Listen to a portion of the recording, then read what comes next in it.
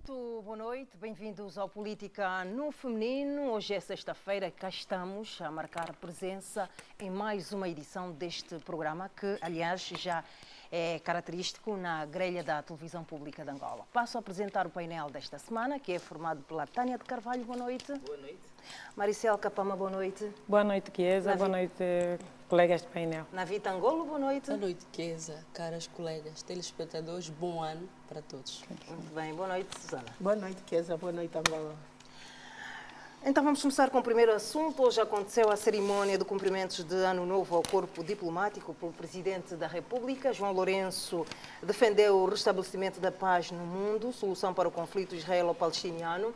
Também falou sobre a poluição ambiental, a reunião do COP25, que não chegou a nenhum consenso. Mostrou-se preocupado com esta questão e anunciou as plenárias da Assembleia Nacional que vão passar a ser transmitidas em direto na televisão pública de Angola. Voltou a convidar os investidores para que confiem no executivo atual e na economia angolana. Vou começar com a Navita Angolo. Navita, esta novidade das transmissões das plenárias da Assembleia Nacional pela TPA, portanto, é uma novidade que cai bem. Aliás, a oposição sempre foi fazendo essa reclamação. Dizer que é um direito dos angolanos passarem a saber o que realmente os seus representantes defendem na Casa das Leis é um direito. Penso que é uma reposição de um direito tanto dos cidadãos angolanos como dos deputados que vão se batendo em preparar-se com matérias de defesa dos interesses dos cidadãos. Dizer que foi sim uma luta tremenda, sobretudo dos partidos da oposição. Eu devo partilhar mesmo que ainda esta semana a direção do Grupo Parlamentar da UNITA colocou este assunto à mesa sobre orientação da sua direção e pelo que penso que mais do que o anúncio é uma reposição, é um direito que os cidadãos têm e bem haja a este novo desafio para os deputados, para a República de Angola, uma TPA que é gerida por recursos de todos nós, portanto, um serviço público que deve ser dirigido ao cidadão. Navita, o que é que vai mudar do ponto de vista prático, como deputado, o que é que vai mudar? Bom, eu penso que já a ação dos deputados, os debates que acontecem sobre diferentes matérias da vida do cidadão eram passados de forma opaca e às vezes de forma deferida e que apanhava aqui e acolá. Eu penso que os deputados têm uma oportunidade agora de mostrar que estão ali na Assembleia em defesa dos cidadãos e a própria Assembleia também acaba por ser dignificada e, quiçá, as leis também, para além de ser aprovadas, deverão passar, então, a sua execução. Os cidadãos devem acompanhar e a sua, mais do que a aprovação, a execução das leis é fundamental na vida dos cidadãos. E este desafio deve ser seguido, por exemplo, por aquilo que é a reposição do papel dos deputados na fiscalização da ação do Executivo. É um outro passo que pensamos que o Sr. Presidente da República deve tê-lo como algo que tem que mudar já também, porque a gestão da coisa pública importa para todos nós, para corrigir algumas falhas que foram acontecendo. Também, relativamente à confiança que o Sr. Presidente chama para o governo angolano, eu penso que a confiança também depende das reformas, sobretudo políticas e econômicas, que devem ser impostas no nosso país. E estão a ser feitas? Não como deve ser, não, ainda estamos a engatinhar. Isso precisamos, é outro assunto, a forma como está a ser feita. É exatamente isso. Estamos a engatinhar, precisamos de reformas claras relativamente à Constituição, relativamente à despartidarização das instituições do Estado, relativamente, por exemplo, ao ambiente de negócio, que está a convidar os investidores. Está melhor hoje? Não, nós baixamos no ranking do Doing Business, não é? Em que nós precisamos de melhorar. Ainda há dificuldades, há burocracia, há dificuldades em, como eu posso dizer, em reconhecer, em registar as propriedades, a questão da terra, o direito sobre a terra também é algo que deve ser reformado e, portanto, a questão do ambiente é importante porque vimos agora no final do ano a forma como as nossas praias, o Mussulo, ficou tão entupido, tão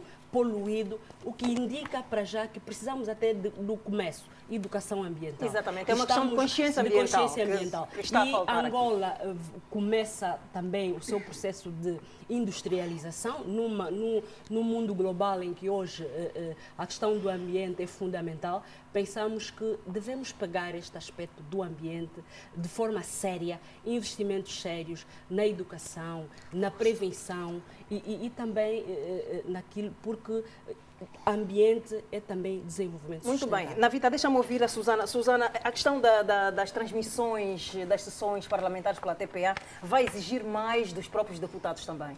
Definitivamente. Vão ser avaliados de alguma maneira? Vai exigir maior preparação para que possam intervir nas plenárias, mas também vai nos trazer um conteúdo muito rico que a população tem perdido ao longo dos anos, que é a realidade do debate. Porque nós até aqui conhecemos extratos daquilo que os deputados vão falando ou daquelas sessões mais importantes que são transmitidas em direto. E nós aqui vamos poder avaliar cada deputado, o que é que estão a fazer e vamos também conhecer quem são, afinal, os nossos deputados, o que fazem e como intervêm. Portanto, é uma decisão importante que peca apenas por atraso e será também importante que, através do Ministério da Comunicação Social, sejam dados todos os meios para que a televisão pública, também a rádio pública, possam fazer essa transmissão, porque, obviamente, vai exigir maior esforço, maior empenho e meios técnicos também.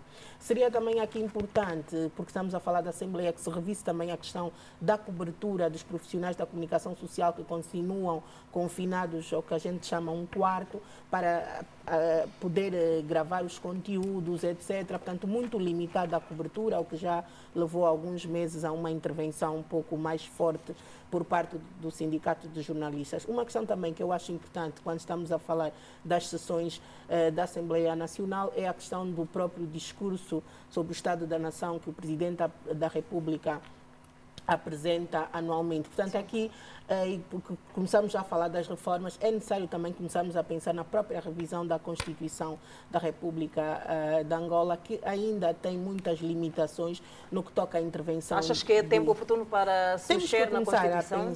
Temos que começar, porque a Constituição coloca toda a responsabilidade e todo o peso e toda a responsabilidade nos partidos políticos, dá muito pouco espaço para a intervenção dos cidadãos na vida política, na vida pública. Os próprios cidadãos hoje estão dispostos a participar mais na vida ativa do país? Penso que sim. Por exemplo, a questão de que o Presidente da República só possa ser eleito por via de uma lista suportada por um partido político é muito limitativa.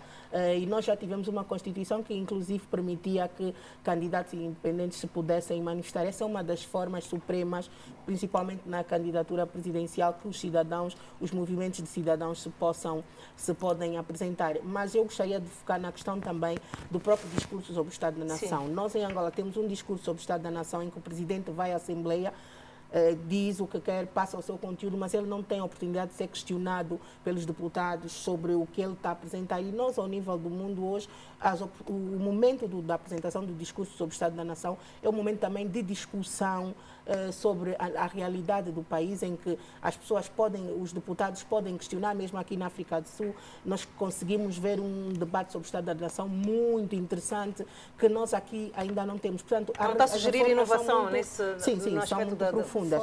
Sim, finalmente, a questão dois pontos, a questão da atração de investimento é importante. O Presidente tem focado muito no que toca à diplomacia económica, que é importante. Estão realmente reformas. O que é que deixa os investidores reticentes de virem para Angola? Dois pontos. Em primeiro lugar, é efetivamente neste momento a nossa situação económica. Portanto, estamos numa situação muito difícil de retração mesmo da nossa economia. Isso não atrai os investidores. Segundo, também o ambiente de negócios, como a Ana Vita já focou, que apesar das reformas ainda precisa de muitos avanços. Mas, obviamente, que o nosso Presidente da República, enquanto o líder máximo da nação, deve sempre incidir sobre a diplomacia econômica, e nós temos tido avanços também no que toca ao próprio tanto a situação ou ao combate à corrupção, pelo menos, que é importante. Vamos ouvir a Maricel. Maricel, Angola está comprometida com a paz, essencialmente no nosso continente e também no mundo inteiro. E a grande novidade que é as transmissões em direto das sessões parlamentares. Sim, é realmente uma grande novidade, um bom início de ano. Devemos aqui parabenizar essa iniciativa, embora a Ana Vita tenha dito que a nível do Parlamento nós temos estado a acompanhar, sim, por parte dos deputados, a solicitação para que esta transmissão em direto se tornasse uma realidade. É satisfatório ouvir do Presidente da República que a partir do mês em curso começará a fazer a transmissão em direto das plenárias. Essas transmissões interessam também ao Partido do Poder? Interessam bastante. Primeiro, essas transmissões vêm reforçar a nossa democracia, para começar. Devemos também aqui dizer que estas transmissões em direto farão com que o eleitorado estará muito mais próximo daquelas pessoas que eles elegeram, a quando das eleições legislativas. Acompanhando o seu trabalho. Isso exigirá também muito mais trabalho por parte dos próprios deputados, porque eles foram eleitos todos a partir dos círculos provinciais, embora alguns a partir do círculo nacional, mas círculos provinciais. Isso fará com que eles tomem maior contacto com a realidade da localidade em que ele foi eleito, para que quando ele estiver em sede da Casa das Leis, poder fazer a apresentação do quadro real daquilo que se vive na localidade onde ele foi eleito. E por isso é que eu aí digo que fará com que haja maior proximidade. O eleitor há de se rever no deputado que ele elegeu a quando das eleições legislativas. Isto também, acredito eu, que a Chiesa, como jornalista, e os demais jornalistas em nosso país ficam extremamente satisfeitos porque sabem que hoje não terão dificuldade no acesso à Casa das Leis para poder então fazer cobertura de todos aqueles que são os debates que são feitos na plenária da Assembleia Nacional. E devo aqui também referenciar que isso vem consolidar a preocupação do atual chefe de Estado na questão de que o país deve ter maior liberdade de imprensa. Sim. Isso reforça cada vez mais, consolida, porque nós temos notado nos 2 últimos anos há uma maior abertura à liberdade de imprensa, à liberdade de manifestação, e então isto vem consolidar este desejo do atual presidente em ver estas questões a serem solucionadas, e então deixa-nos bastante satisfeitos. Muito bem. Tânia, o que é que o presidente pretendia ao passar esta mensagem, esta novidade em primeira mão aos diplomatas que estão no nosso país? Bem, na verdade são os diplomatas as primeiras pessoas que são os embaixadores daquilo que é o nosso maior interesse, não é? Atração de investimento, e todos esses elementos, por mais que a gente queira analisar, e é importante em separado, tudo também faz um conjunto mais sólido. O ambiente de negócio, a questão da transparência, a questão até da própria liberdade de imprensa. Se não tiveres uma liberdade de imprensa visível, se for doente, se as pessoas ainda se sentirem oprimidas de emitir a sua opinião relativamente ao estado de governação e gestão do bem público da nação, tu não tens pessoas com moral alta para, de livre e espontânea vontade, trazer aqui o seu dinheiro e ajudar-nos a investir e desenvolver o nosso país. Termos as sessões plenárias, não vai ser repetitivo aqui afirmar que a transmissão indireta vai conferir alguma qualidade naquilo que é o nosso olhar do trabalho que tem sido desenvolvido pelos nossos deputados. Se calhar temos uma opinião contrária do que provavelmente acontece, de facto. porque, como falou a Susana, a gente vê extratos daquilo que as pessoas acham mais importante para passar. Nós estamos a falar de uma instituição que tem mais de 200 angolanos a trabalhar comprometidos, não é, com o bem-estar da nação, independentemente da cor partidária que está aí, mas estamos todos em crer que cada angolano que aí dentro está comprometido com o povo. A gente costuma considerar que o advogado é a voz do povo, o deputado é a voz do povo. Se é a nossa voz, nós temos que saber como é que estamos representantes. Do povo, no entanto, tem de haver um trabalho conjunto. Eu tenho que saber Qual o que é o meu trabalho representante... conjunto que tem que haver? O fato ou a possibilidade que nós vamos ter a partir de agora, Sim. de analisar de forma direta e precisa o desempenho dos mesmos. Você falou uma coisa muito importante. Sim. Por exemplo, os nossos representantes provinciais. Às vezes, a nível do seu ciclo mesmo, também não é conhecido. Nós temos muitos que, porque vemos extratos, é óbvio, não sabemos, na verdade, representam ou levam como devem ser os problemas que vivem em determinadas comunidades. Não é? A interação. Quando a gente vê extratos, não sabemos, na verdade, se ele está a representar, se está a falar aquilo que o povo quer que seja dito, se vai conseguir discutir as formas de resolução do problema pontual na localidade que o elegeu. Eu acho que isso é uma questão muito importante e dá uma sensação de trabalho conjunto, não é? Tu podes te identificar com o teu pensamento na voz daquele que te representa. Eu acho uma coisa muito importante, já devíamos saborear há mais tempo, mas nunca é tarde. Devemos aqui incentivar que, tomara que fosse já amanhã, e aí que podíamos conhecer realmente quem são os nossos deputados. A questão da atração de investimento privado que foi aqui preferido. Nós hoje estamos a viver um momento político de algumas distrações. E foi importante... O que é que está a distrair o povo? Bem, as situações próprias de conflito no partido de situação, interno, fundamentalmente, que saem a público. E não é novidade para ninguém, porque nós hoje, às vezes, perdemos metade do tempo de leitura dos nossos jornais. Em vez de nós sabermos como é que está, por exemplo, a governação de determinadas localidades que não têm a possibilidade de passar sempre, por exemplo, na TPA, eu não sei o que é que se passa na minha Gabela, por exemplo, e os outros não sabem o que é que se passa nos outros. Nós temos 165, ou 6, ou 4 municípios. 64, mas eu prefiro dizer 6. 664 municípios, mas, no entanto, não temos essa oportunidade, que também é humanamente ou tecnicamente possível com os recursos que a nossa TPA tem por enquanto. E ficamos distraídos a ver quem meteu uma peruca de frente, qual é o dirigente que hoje decidiu sair do MPLA porque não se identifica com a gestão, quem é que hoje decidiu que é gênio e também pode gerir os destinos dos angolanos. Quer dizer, são situações que nos distraem para aos problemas urgentes que nós temos. Mas é uma distração propositada?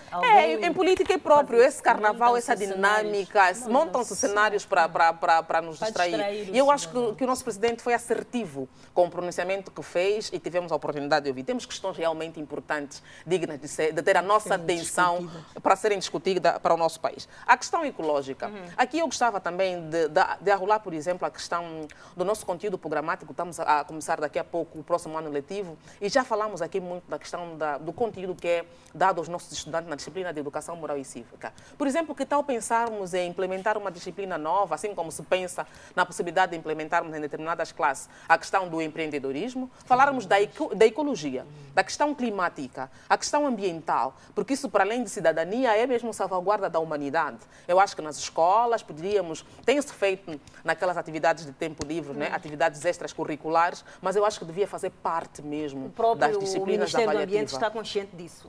Eu penso que sim. Vamos acompanhando os trabalhos que vão sendo feitos, mas nunca é demais nós apresentarmos sugestões que podem ser estudadas, analisadas. E não é só esperarmos o chefe da República, o Presidente da República, fazer um pronunciamento de questão que afeta-nos de forma direta. Nós estamos a ver, por exemplo, quando temos quedas pluviométricas de dimensões incalculáveis mesmo com o INAMET, nós perdemos famílias, nós perdemos angolanos e nós não somos tanto assim como às vezes pensamos, 28 milhões de habitantes para um território tão vasto como o nosso. Todas as vidas somos poucos e as pessoas merecem ter uma vida condigna e com longevidade, como a Bíblia diz. Só para reforçar essa questão, para além da educação nas escolas, os responsáveis mesmo, por exemplo, do executivo, do governo. Eu vou dar um exemplo. No município na cidade de Ongiva, por exemplo, numa cidade onde já está a catástrofe da fome e da seca, a poucos quilômetros, assim mesmo a saída para um município, há um lixo enorme em que até os animais, o gado, que já está a passar por dificuldades de água e de alimentação, está a alimentar-se de plástico. E o plástico mata. Portanto, é só para dizer que até os nossos dirigentes, a sociedade precisa de acordar para o fenómeno do ambiente. Também reforçar a questão que a Susana aqui levantou, com a transmissão em direto dos debates na Assembleia, eu acredito sim que já não há necessidade de encurralar os jornalistas numa pequena sala, porque a Assembleia é grande, é uma estrutura onde devem caber os jornalistas para assistirem, porque afinal já não haverá mais necessidade de barrar os jornalistas de entrar e eles assistirem numa pequena TV e poderem gravar aqui. Eu penso que seria bom que isto acompanhasse de facto esta abertura e quem é que não está a acompanhar a dinâmica atual da governação? Todos, que é preciso. Não estamos a acompanhar? É assim. Acompanhar em quê? O meu problema é o seguinte, as pessoas a falar de uma a dinâmica da governação não se limita a discursos. Sim. A dinâmica da governação, para além do discurso, é preciso que as pessoas encarnem o discurso, é preciso que as pessoas ajam consoante o discurso. Porque senão vamos ficar numa de que o presidente está numa linha e as pessoas não querem... Não é isto que está a acontecer na vida? Ainda não. Ainda não. O que estou a tentar chamar a atenção é que o discurso do presidente deve alinhar-se à ação dos órgãos que são auxiliares do presidente. Então, por exemplo, seria bom que chegássemos... Aquilo é a nível nacional, a nível provincial, a nível comunal. Porque, por exemplo, o presidente está a chamar a atenção à paz, não é? Mas ainda há situações de intolerância de pessoas que morrem porque meteram bandeira aqui, Quer dizer que as pessoas não estão a encarnar o discurso do chefe. Mas é exatamente isso. Então estamos a tentar chamar a atenção. Estamos a tentar... Sim, são alguns órgãos auxiliares, há aqueles que entenderam, há outros que não entenderam. E para o deputado também ter alguma propriedade para defender as leis, para expor aquilo que passa o cidadão, tem que passar a fiscalizar de forma propriamente dita a ação do Executivo. Vamos ouvir a próximo desafio que nós lançamos para o Presidente da República. Muito bem, o deixa-me ouvir a Maricel. Do Tribunal Constitucional deve ser eliminado já. O seu recado. Deixa-me ouvir a Maricel. Chiesa, eu sou da seguinte opinião. Os jornalistas ficavam confinados numa determinada sala, porque não havia essa permissão, ou essa autorização, ou essa declaração pública do titular do Poder Executivo de que eles podiam exercer ou fazer o seu trabalho de forma regular, como vai se passar a fazer atualmente. Mas o Estado angolano é de direito democrático. A Constituição, diz que não, a Constituição é que nos dita como devemos nos portar. Não precisamos viver de discursos políticos. Não cortasse o raciocínio. A partir do momento em que há essa declaração do titular do Poder Executivo, os próprios órgãos de funcionamento da Assembleia Nacional deverão adaptar-se à nova realidade. Não será um excesso de zelo? Não, sim, não é excesso de zelo. Se houve no passado, mas agora, acredito a realidade mudou. E nós temos que ser mais otimistas. Há uma outra questão que a Ana Vita focou, que eu penso que é o inverso. A sociedade deve estar em consonância naquilo que é o discurso do titular do Poder Executivo, não o titular do Poder Executivo em função daquilo que é... acho que falou o inverso. Não. Falou o inverso. Não. Nós estávamos atentas aqui e foi o que percebi. Não é então, verdade. se não for, os órgãos auxiliares, se não for, então eu peço administradores, governadores, mas há uma questão que eu quero aqui frisar. E a sociedade também, claro. Há uma questão que eu quero aqui frisar. A questão do ambiente deve ser encarada por todos nós. Os órgãos do partido também. Sim, mas por todos nós, cidadãos nacionais, cidadãos angolanos. Quem ama a sua pátria tem que amar o ambiente. Isso não pode ser uma questão apenas de instituições. Se cada um de nós fizer a sua parte... Envolva todos, sem cores partidárias. Todos nós, porque eu também posso dizer ao meu vizinho, ao meu filho, ao meu irmão, ao meu primo, que não deve deitar o lixo naquele lugar onde, por exemplo, a Ana Vita está aqui a dizer que tem lixo, por exemplo, na província do Cunene. Sim. Há questões que partem de casa, independentemente das instituições fazerem o seu trabalho. Se cada um de nós, em cada família, cumprir com o seu papel de comunicação para cautelar determinadas situações que nós depois viemos chamar o governo para acudir ou resolver, nós estaríamos a evitar muitas situações nefastas à nossa sociedade, ao nosso país, à nossa população.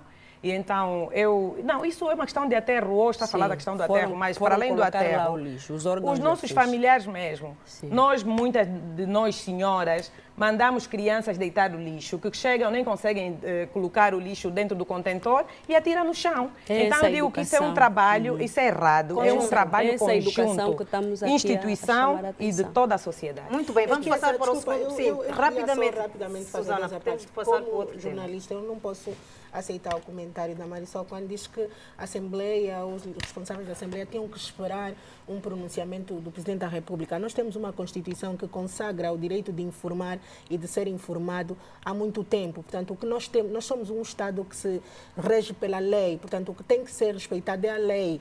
E confinar os jornalistas àquela sala prejudica muito a cobertura, porque há situações em que o jornalista tem mesmo que estar numa posição privilegiada para poder acompanhar, organizado sim, mas sem constranger. Finalmente, esse ponto também de dizer que, sim, há este ponto da educação do cidadão, mas é importante reter que, quando estamos a falar dos problemas graves do país, normalmente queremos culpabilizar o cidadão. Mas se nós elegemos um governo, é para o governo resolver os problemas. Portanto, o cidadão não deve fazer a sua parte. O cidadão faz a sua parte, mas eu me pergunto, como é que um governador ou um administrador municipal acorda todos os dias e até as províncias, normalmente em termos da capital, polícia são pequenas, passa por uma montanha de lixo e não resolve esse problema e nós depois vamos dizer que é o cidadão que é culpado da montanha de lixo. Não, montanha de lixo está a falar do aterro sanitário, mas nós também sabemos que temos muitos focos de lixos em determinadas áreas das nossas cidades que não são aterros sanitários. Nós, população, não cumprimos muitas das vezes. Nós temos é que mudar de consciência. Todos. Essa é a minha opinião. Todos os angolanos devem mudar de consciência. consciência. E aí, a partir daí, quando todos nós mudarmos de consciência, cada um vai fazer a sua parte, vai dar o seu melhor e o país vai avançar. Nós vamos avançar também aqui com os temas. O Conselho Superior da Magistratura Judicial designou ontem Manuel Pereira da Silva, presidente da Comissão Nacional Eleitoral. Manuel Pereira da Silva, até então presidente da Comissão Provincial Eleitoral do Luanda, venceu o concurso público curricular para o provimento do cargo ocupado atualmente por André da Silva Neto, que cumpriu 2 mandatos desde 2012. Além de Manuel Pereira da Silva, que venceu com 87 pontos, participaram do concurso Sebastião Diogo Jorge Bessa, Agostinho Antônio Santos e e Avelino e o Lulo, que tiveram 61, 54 e 48 pontos, respectivamente. Vou começar por ouvir a Tânia de Carvalho, que está caladinha. Tânia, temos o homem certo no lugar certo? Bem, eu acho que eu gostava muito de ter uma resposta mais esperançosa. Qual é a resposta que tem? A resposta que tenho é que é discutível. A partir do momento em que é uma figura que atenção, eu disse todos os partidos envolvidos, e que conseguiram até presentemente emitir a sua opinião e do nosso conhecimento, não há unanimidade e nem há uma opinião de prestígio a seu favor.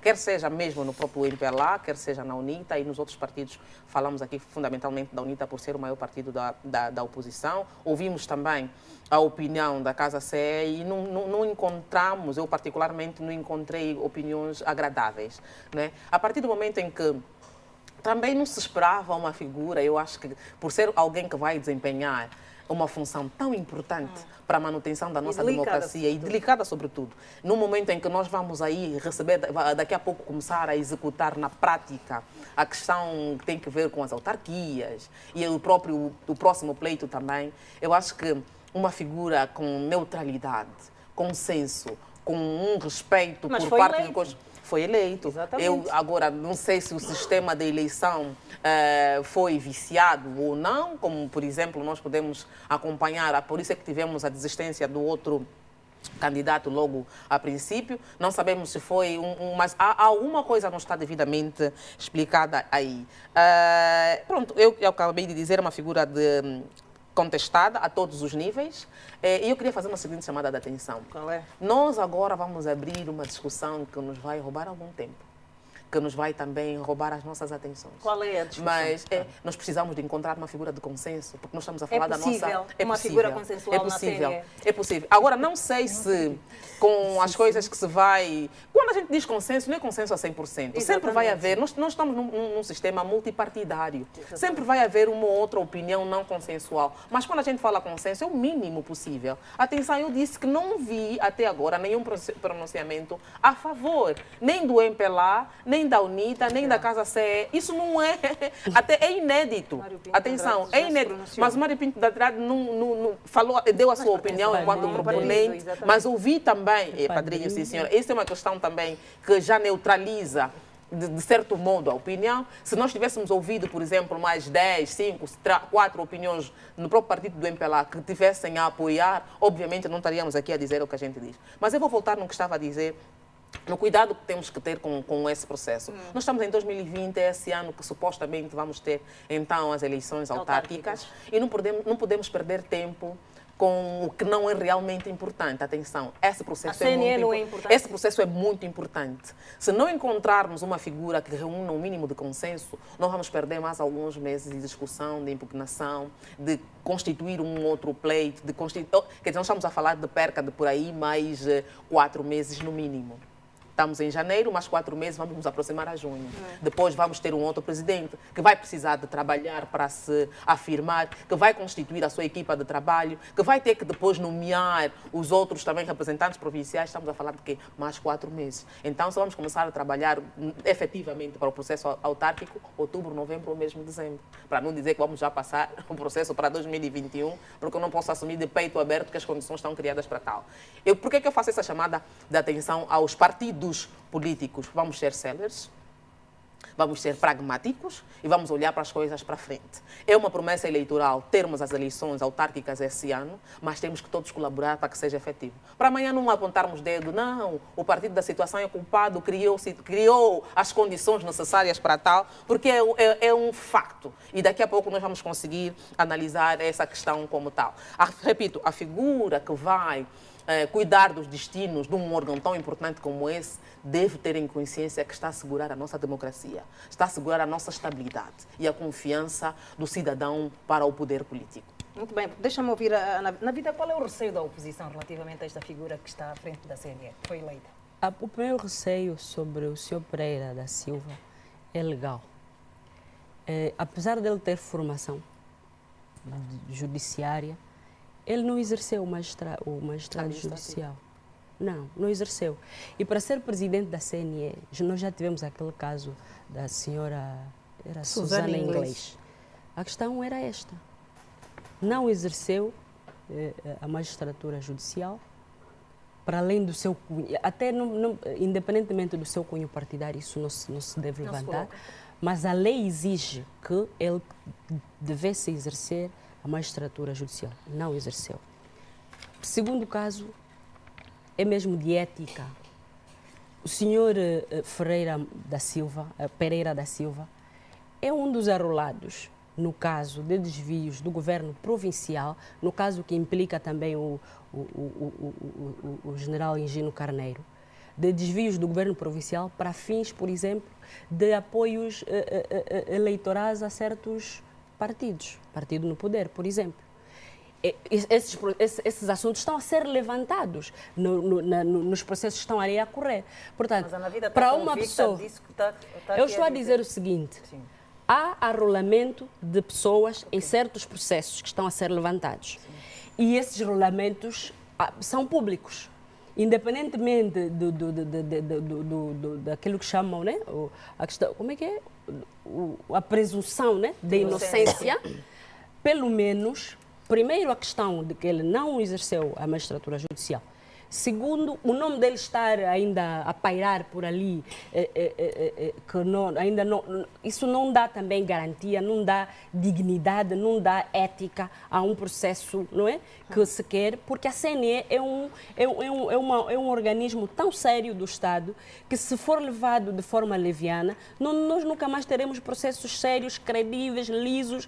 E não só ele, desde 2012, o senhor Pereira da Silva é presidente da CNE em Luanda.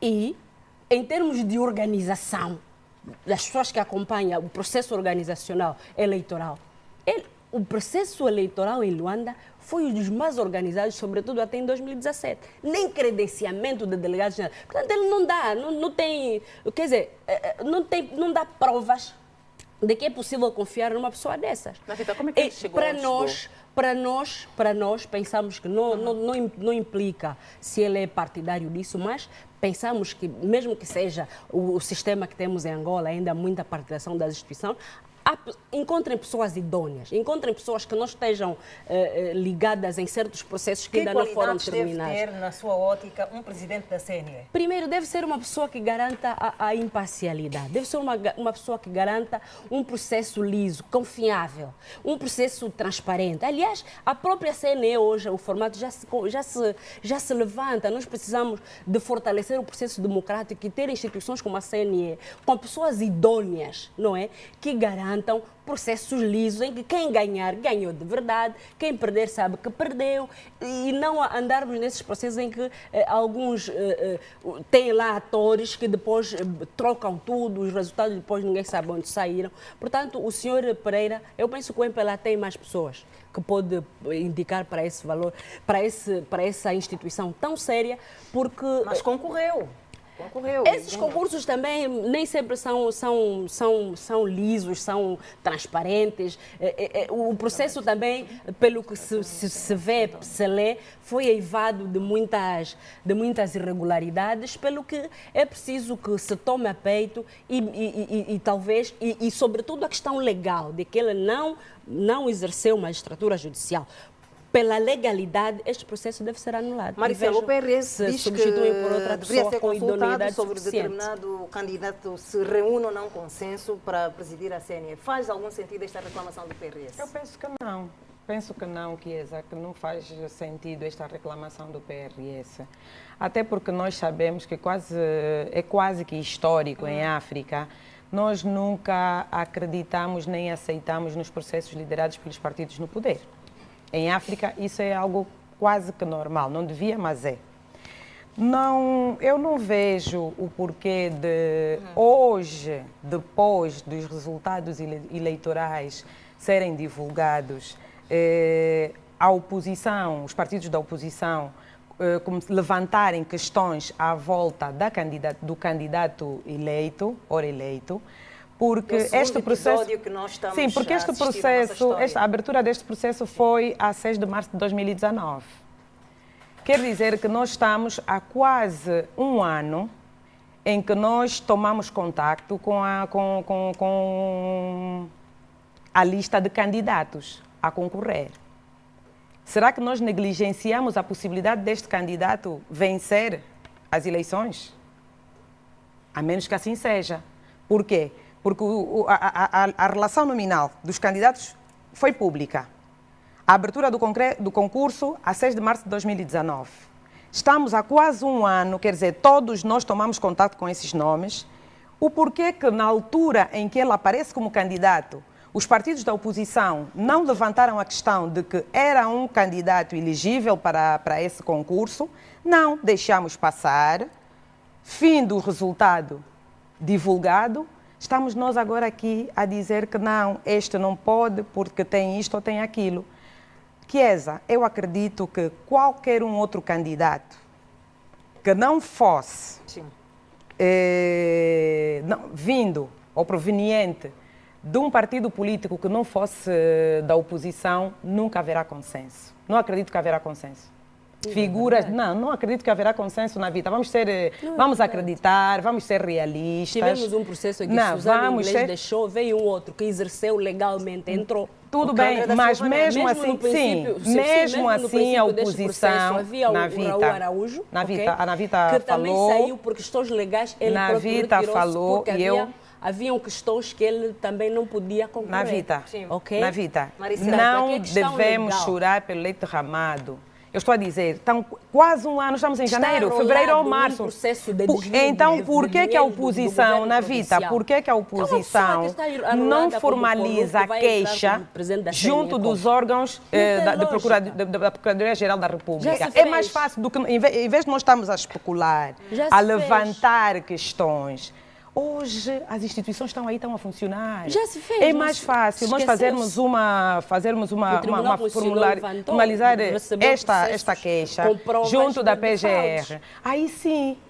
Aí sim, por quê? Porque o Conselho do Tribunal Supremo, como Conselho do Tribunal Supremo, poderá sim impugnar este processo eleitoral. É preciso também dizer que o concurso foi aberto em março e só agora foi anunciado vencedor porque houve candidatos que interpuseram recurso. Por isso Exatamente. mesmo.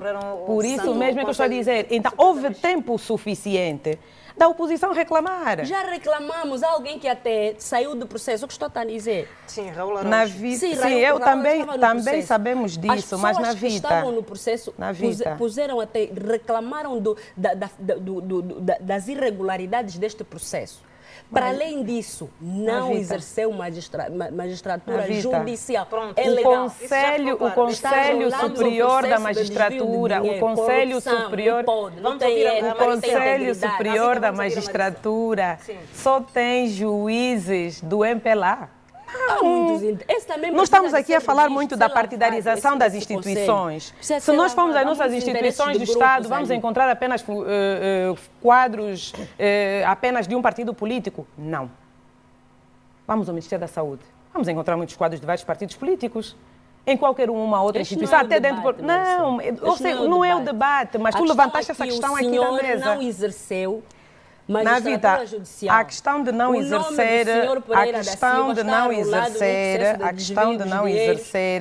não se coloca. Vamos ouvir geriu processos em Luanda altamente atabalhoados. Ele tinha um superior hierárquico. Para entrar neste processo. Se ele não estava em condições, o superior hierárquico, os comissários dos diferentes partidos políticos tiveram oportunidade, na altura em que as questões aconteceram, de colocarem as questões na mesa. Quer dizer, estamos sempre a ir atrás, Por que nós não vamos atrás do prejuízo? Por que nós não vamos antes? Nós não estamos aqui a falar de processo, estamos a falar da pessoa que foi eleita, não é?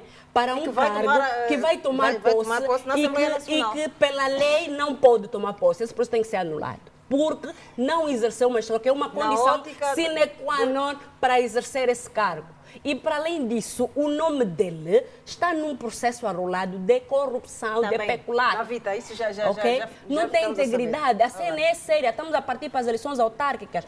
Queremos construir um Estado democrático sério. Deixa-me ouvir a Susana. Como estamos a assistir aqui hoje, esse debate cada partido defende os seus interesses na cena. Sim. Aqui é o país, estamos não é o partido. a ver, este debate vai ser longo. E vai dominar a agenda nacional, como já foi em casos anteriores. E mais uma vez, como foi no caso de Susana Inglês, estamos a debater a questão de pessoas. E eu penso que o debate à volta da Comissão Nacional Eleitoral tem que evoluir para a própria estrutura, a composição, o funcionamento.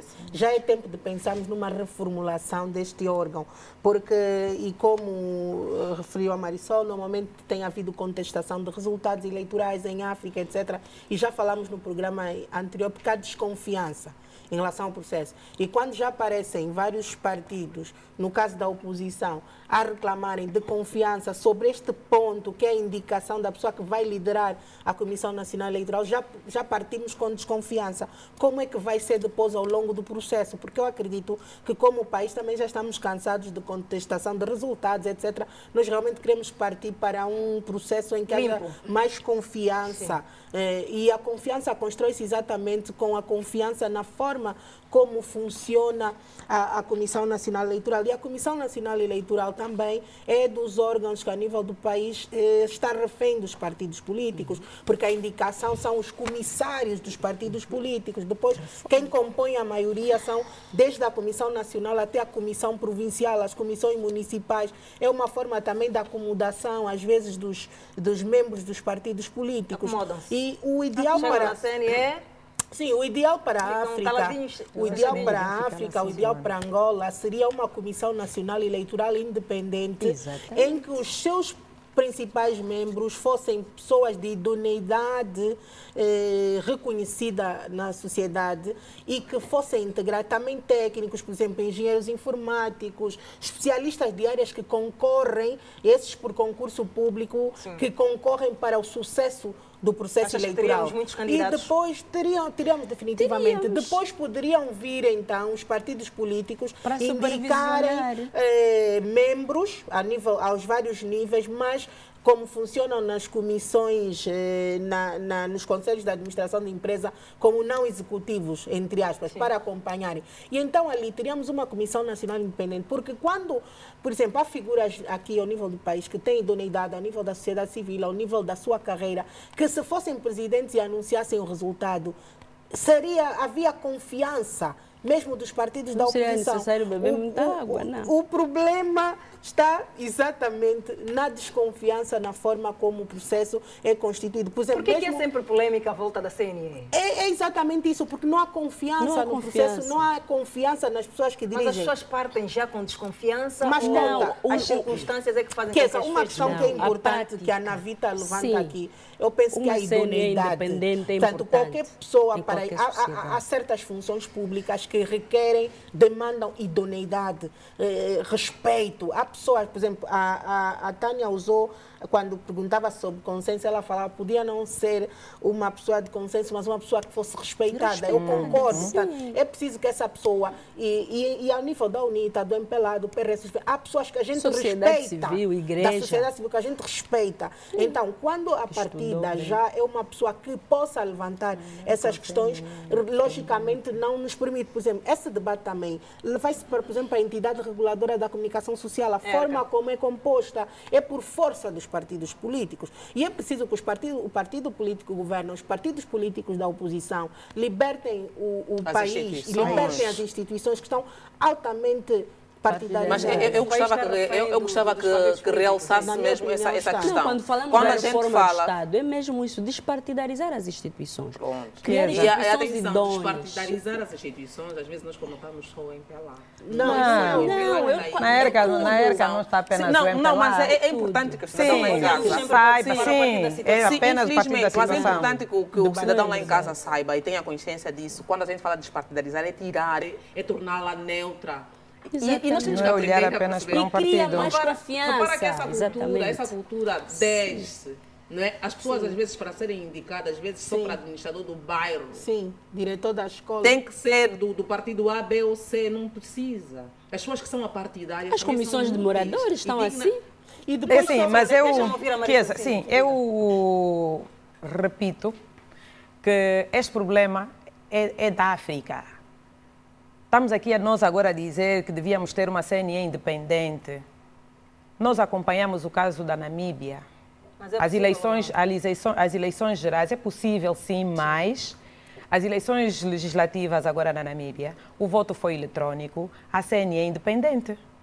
Mas ainda assim, candidato independente, mas que é proveniente do mesmo partido no poder, também reclamou o resultado das eleições. Por isso é que eu aqui digo que isso é uma questão de África, nós temos isso no sangue. Esse discurso é um bocado... Não, é verdade. A maior parte dos países...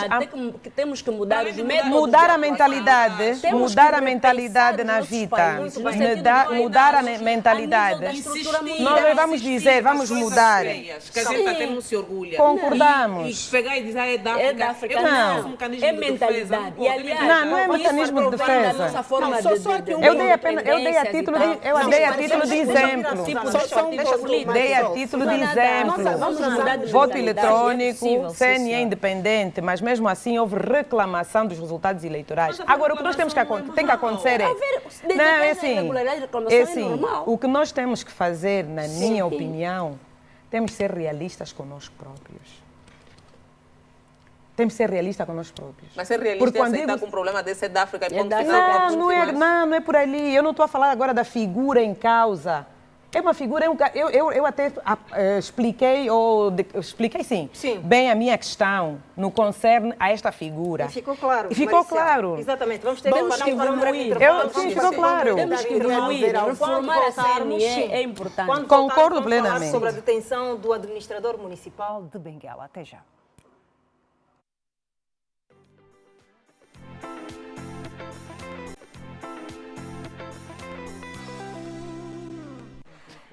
Entramos agora para a segunda parte do Política no Feminino. O administrador municipal de Benguela, Carlos Guardado, está detido, supostamente indiciado nos crimes de corrupção, furto doméstico, peculato e de tráfico de influência. De acordo com o comunicado do Gabinete de Comunicação Institucional e Imprensa da Delegação Provincial do Ministério do Interior, está igualmente detido por ordem do magistrado do Ministério Público, o ex-funcionário da Administração Municipal de Benguela, João José Bernardo, acusado nos mesmos crimes. Quero ouvir a Susana Mendes. Susana, o administrador de Benguela foi detido, portanto, em plenas funções.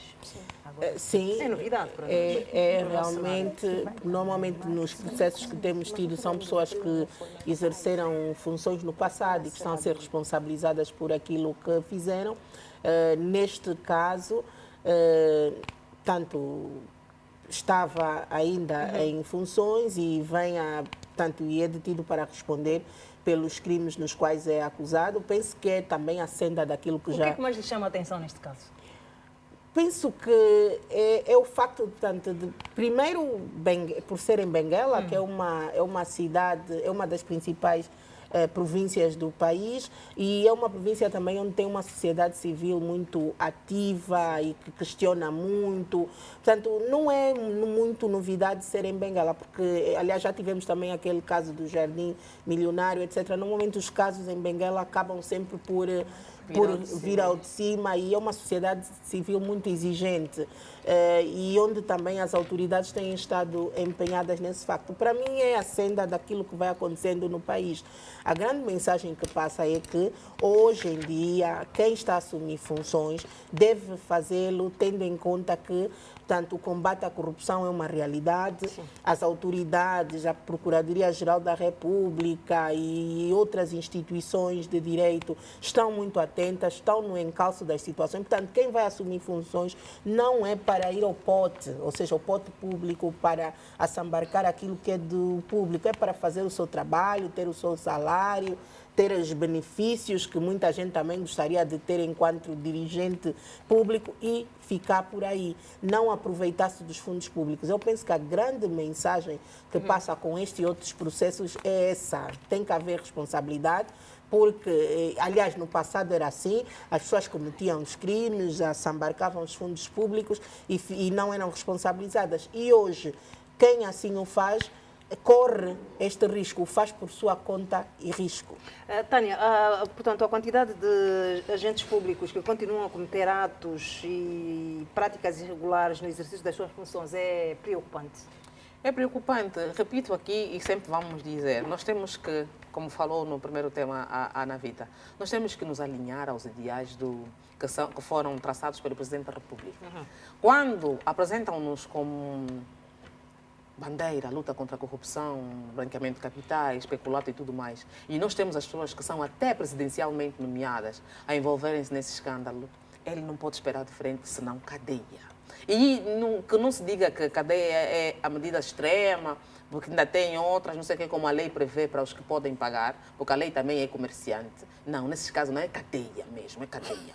Não se percebe num momento como esse. Benguela, a Susana falou muito bem, é uma das principais províncias do litoral, é uma província que as pessoas estão atentas, há um ativismo significativo, há uma sociedade civil bastante atenta, preocupada. Aliás, é uma província que até as pessoas não deviam ser tão inocentes assim, falam os dirigentes. O Presidente da República passou lá as férias. Não é só sinal porque foi matar a saudade da infância, crescimento. Não, estamos atentos àquelas províncias que merecem uma atenção, repito aqui, desculpem o pleonasmo, uma atenção especial por N fatores. O próprio vice-governador para a área técnica, que também está rolado no processo, só não está na cela dele a essa hora, porque é nomeado presidencialmente, mas com o trabalho e a tramitação legal que é feita. Vamos ver se for essas instituições acharem que tem que também estar detido, será. E eu gostava de fazer mais uma vez chamada de atenção às outras pessoas que estão a trabalhar diretamente em posições de muita exposição. Vamos mesmo acordar, o país mudou.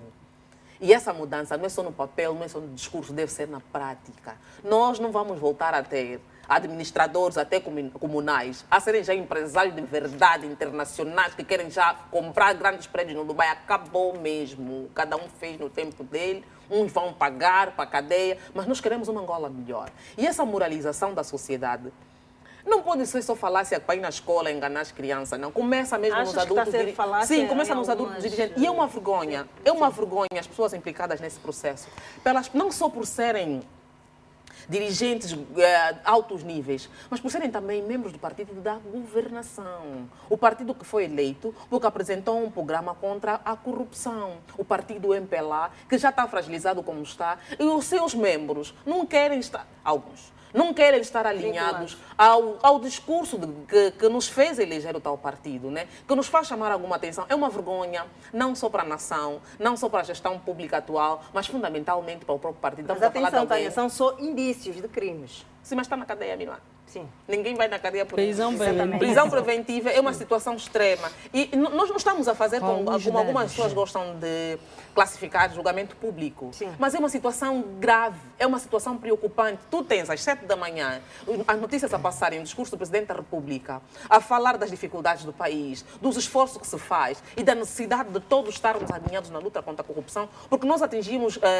níveis endêmicos relativamente à corrupção. Nós queremos endireitar a casa. E às 12 horas tu ouves que o administrador, junto com o ex-diretor nacional da hotelaria e turismo, junto com não sei quem, estão arrolados ao processo.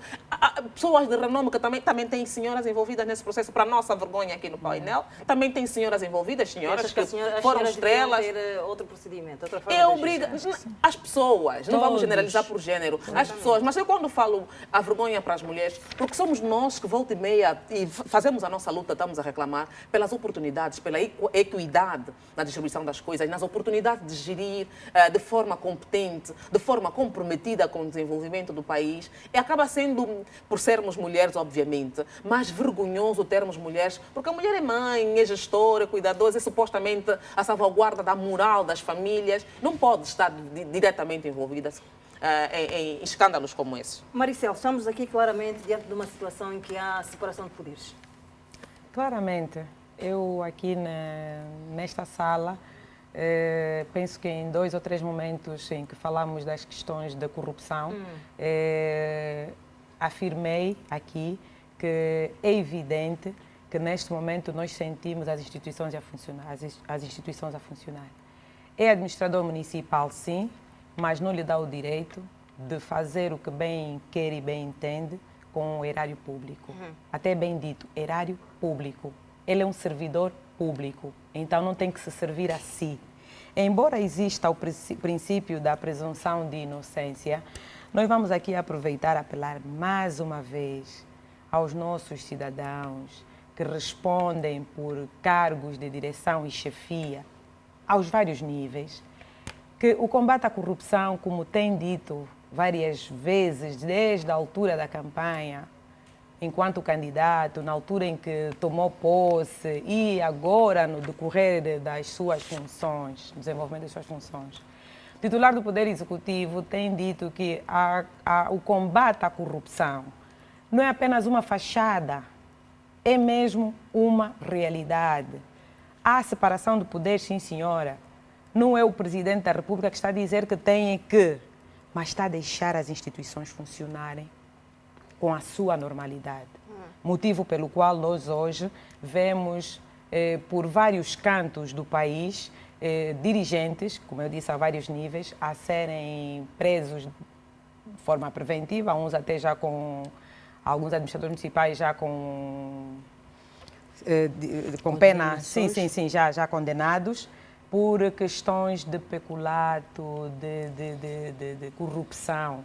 É um mal que todos nós aceitamos e afirmamos que corroeu o nosso país e nenhum angolano mais quer ter um dirigente corrupto, um dirigente que se serve. Agora, aqui uma questão que eu não podia deixar passar, Maricel? que é a Catânia levantou de que o MPLA está fragilizado. Não, o MPLA não está fragilizado. O MPLA não está fragilizado. O erro seria o MPLA não assumir ou acobertar os erros cometidos por alguns membros, quadros ou dirigentes deste mesmo partido. Aí seria assim, a grande falha. É membro do partido, é dirigente, não, vamos fingir que não fez nada, vamos guardar. Não, não, não. O presidente foi claro, nem que os primeiros a tombar sejam quadros e dirigentes do partido. Então, ele está-se a fazer sentir. A palavra dele está-se a fazer sentir. E nós, como angolanos, devemos estar satisfeitos. Não vamos olhar para a fragilidade deste ou daquele, mas sim para o fortalecimento das instituições, para a separação de poderes e fazer com que esta Angola caminhe, mas caminhe de uma forma salutar. Todos os angolanos, com o seu salário, consigam ter uma refeição saudável à sua mesa. Eu gostava, antes de passar para a Navita, desculpa, eu gostava de deixar claro uma situação. Sim. O fato de eu admitir, de reiterar que o MPLA está fragilizado não significa que eu não esteja satisfeita com a revolução que se faz a nível sobretudo, de luta contra a impunidade. Quando a gente fala imagem, sim, é um processo, foi uma promessa e foi, como é que eu diria, é um mandato de ordem, um imperativo do presidente do partido, está-se a cumprir, isso é ótimo, isso é excelente. Nós gostamos de ver quando as promessas eleitorais e não só são materializadas, os fatos, quando a gente ouviu que nem que os primeiros a tombar sejam altos dirigentes do partido, está a acontecer, isso a mim tem que me deixar satisfeita. Sobretudo porque a nação a caminhar, é a questão da impunidade a ser vencida. Eu não tenho que ficar a parte dessa, se não vamos considerar festa, não é? Mas dessas conquistas. Mas isso não me pode cegar para dizer que o partido da situação não está, por exemplo, como aparentava, atenção, aparentava estar há 5 anos atrás. Muito bem, vamos ouvir a Navita. Uma campanha de combate, portanto, um trabalho pedagógico com os servidores públicos podia ajudar, se calhar, a diminuir esses casos? Bom, eu devo dizer que a questão da corrupção não se resume com campanhas. Aliás, se falarmos em campanhas... Mas tem a questão da moralização. Aliás, o MPLA está a levar a cabo a campanha de moralização. Vai às igrejas, vai a não sei aonde. E como a corrupção, infelizmente, está institucionalizada há 45 anos no país, não vai ser fácil nos livrarmos desta endemia que corrói o erário público, que tem corroído o tecido social e econômico do país. Dizer que sim, a questão do administrador de Benguela ser indiciado, estar em prisão preventiva por corrupção, tráfico de influência, agora veio mais um termo importante, novo, furto doméstico. Nós gostaríamos que nos explicassem o que é o furto doméstico. Levou a secretária terá levado as secretárias, as geleiras da administração. E também é um quadro que já foi administrador do Cubal e também está a ser arrolado agora com o seu administrador, com o seu o gestor financeiro na mesma administração, que já foi também diretor da área do turismo nessa área. Portanto, é para dizer que, e tal como o governador de Benguela disse, as instituições judiciais devem fazer o seu trabalho. Devem fazer o seu trabalho como deve ser. Já vimos um olhar silencioso dessas instituições perante o fenómeno, perante a implantação deste fenómeno da corrupção no nosso país. Pensamos que é hora, sim, deles trabalharem como deve ser. E o que também não é muito claro neste processo, nós sabemos se o senhor está a ser preso porque roubou no Cubal, ou então os atos de corrupção ou de roubo doméstico terão acontecido agora, em Benguela, mas é fundamental que se diga que este combate já não pode ter retrocesso. Nós temos que avançar com este combate, não é possível pararmos e deve abranger todos os gestores anteriores e os atuais que tenham comportamentos desviantes de usar os recursos públicos para seu benefício, em vez do benefício de todos os angolanos. Portanto, a separação de poderes deve, sim, senhora, funcionar. Também é preciso agora descasar um bocadinho o discurso político daquilo que deve ser a ação real dos tribunais. Eles sabem como é que devem atuar, deve-se lhes dar, sim, condições materiais e humanas para poderem ir ao encalço de todos aqueles que estão implicados em processos de corrupção e desvio do erário público, para que também os episódios destes casos não estejam a desviar as atenções dos cidadãos que estão ávidos de ver as condições de vida do dia a dia resolvidas. Há pessoas a passarem fome, há pessoas à procura de emprego, há pessoas a lutarem ainda com acesso à educação, à saúde. Portanto, o Estado, se de um lado os judiciais façam o seu trabalho, muito bem, o Executivo, na pessoa do Sr. Presidente também, vamos avançar para a resolução real dos problemas dos cidadãos, que a vida está cada vez mais cara, o nível de vida, a questão macroeconômica precisa de ser resolvida, para que não... Essas novelas são importantes, mas que o judicial trate-as, o executivo dê material e o país avance para a resolução real dos problemas sociais e econômicos do país. Bom, vamos passar para outro tema. A ministra das Finanças, Vera Daves, empossou em Luanda Cláudio Paulino dos Santos no cargo de presidente da Administração Geral Tributária, AGT, a quem pediu engajamento em relação às metas do Executivo em matéria de arrecadação de receitas na cerimónia de tomada de posse de Cláudio Paulino dos Santos, que substitui Silvio Buriti. Bom, quero ouvir a Maricel com esta recomendação. O que é que a ministra Vera Daves fez transparecer? Penso que aqui a ministra chama a responsabilidade do gestor ora eleito, que primeiro deve assumir as suas funções, conhecendo aquilo que são as suas reais competências, as suas responsabilidades. Nós temos que dizer aqui que é bem-vinda essa mudança, porque sentimos que o anterior Conselho de Administração também já estava a se perpetuar no cargo, o que não é bom para as instituições. Esperado não digo, mas é bem-vinda. Sim, esperado não digo, mas é bem-vinda. E dizer então que aí a titular do Pelouro chama a responsabilidade à direção eleita. Isso, o que é que eu quero dizer com isso? Dizer que a AGT deverá fazer o seu trabalho, mas o seu trabalho só será feito ou será sentido quando até o cidadão da região mais longínqua souber qual é o papel da AGT. Isso implica dizer que temos que começar por maior e melhor comunicação. Há necessidade disto. Segundo, também chamou a responsabilidade... Então, para dizer que a AGT comunica mal? É isto? As nossas instituições ainda comunicam-se mal. Isso num cômputo geral. Sim. Por isso é que nós hoje vamos a uma repartição fiscal, nós ainda encontramos às vezes filas enormes.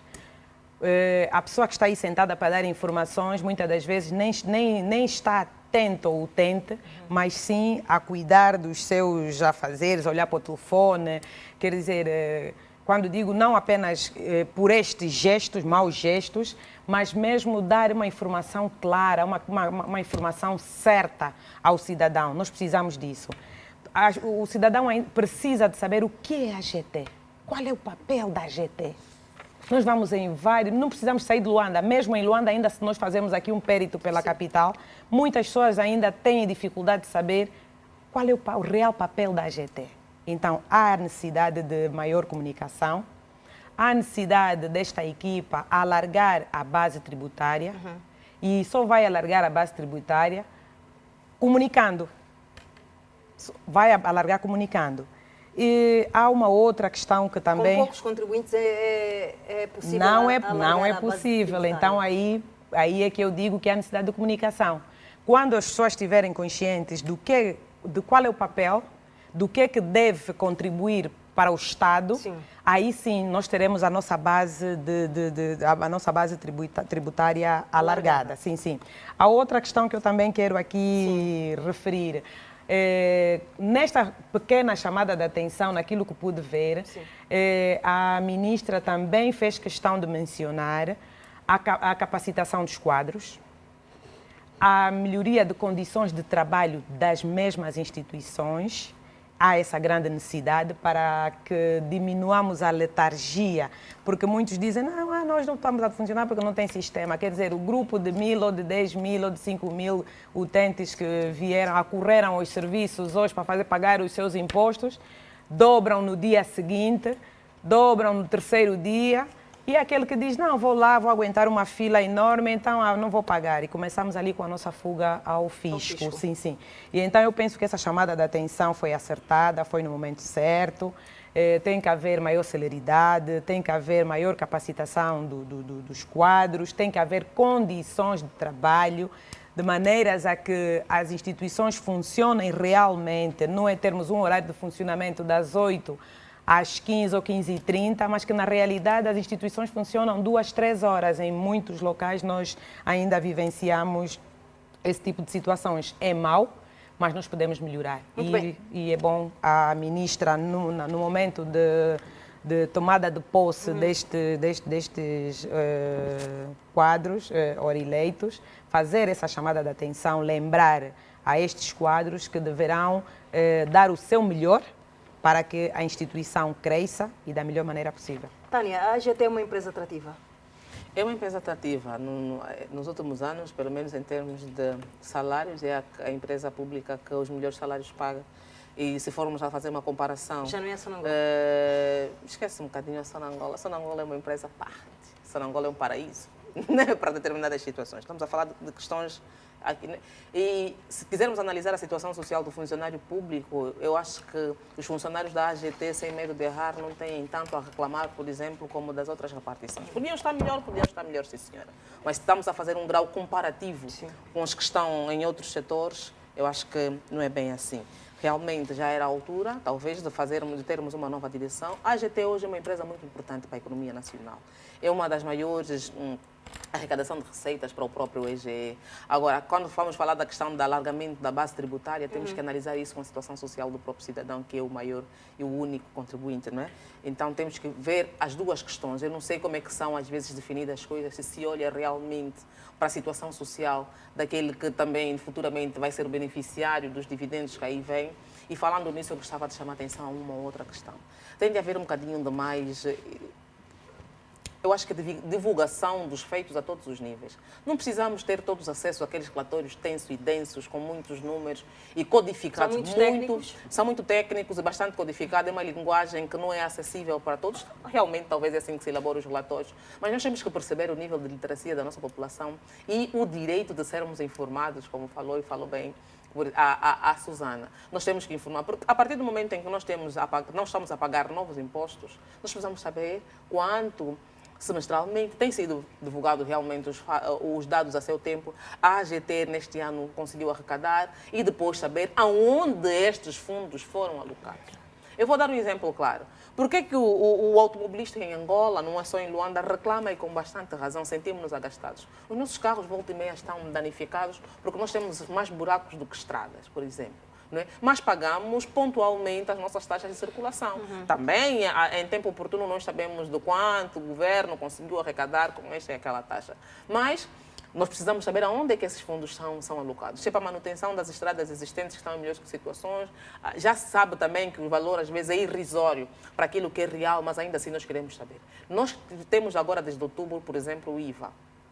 Já vai passar daqui a pouco 3 meses. Era bom nós depois termos informações precisas nos primeiros 3 meses de implementação desse novo imposto, o que é que nós ganhamos. O IVA é um elemento que veio medir um bocadinho a pulsação daquilo que é a competência da AGT?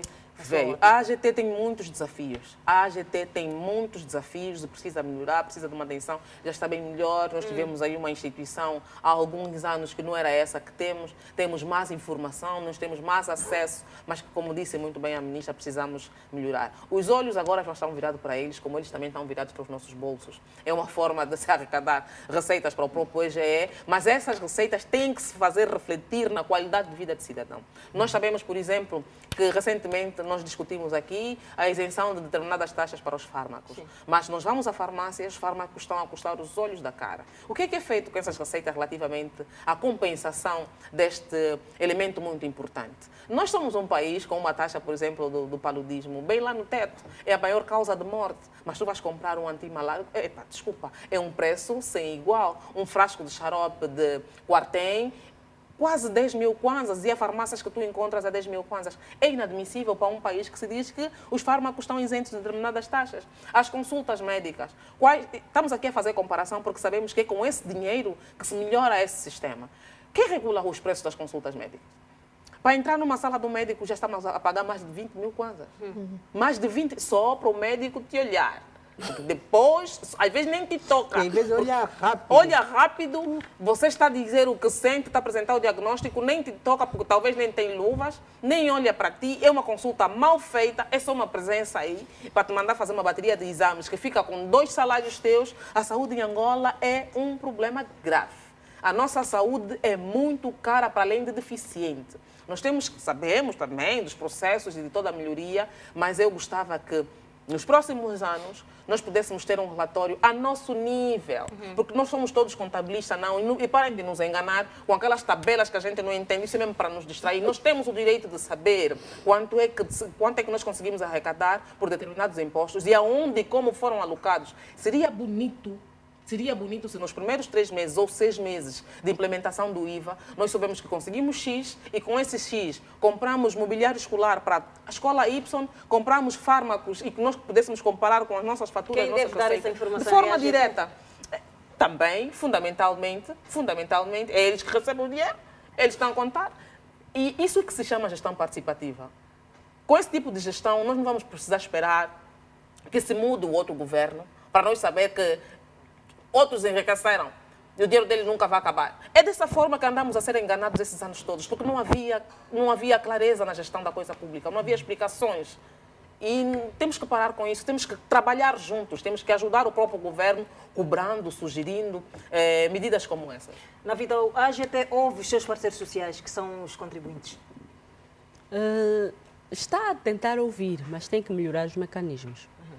Dizer que a AGT hoje, de facto, está a ser muito mais falada, porque o nosso, como é que posso dizer, a fonte nossa de recursos, a menina de ouro, o petróleo, também já decaiu e, portanto, é preciso prestar mais atenção a esta fonte, que por isso é que a política fiscal hoje está a ser entendida como a prioritária pelo Executivo.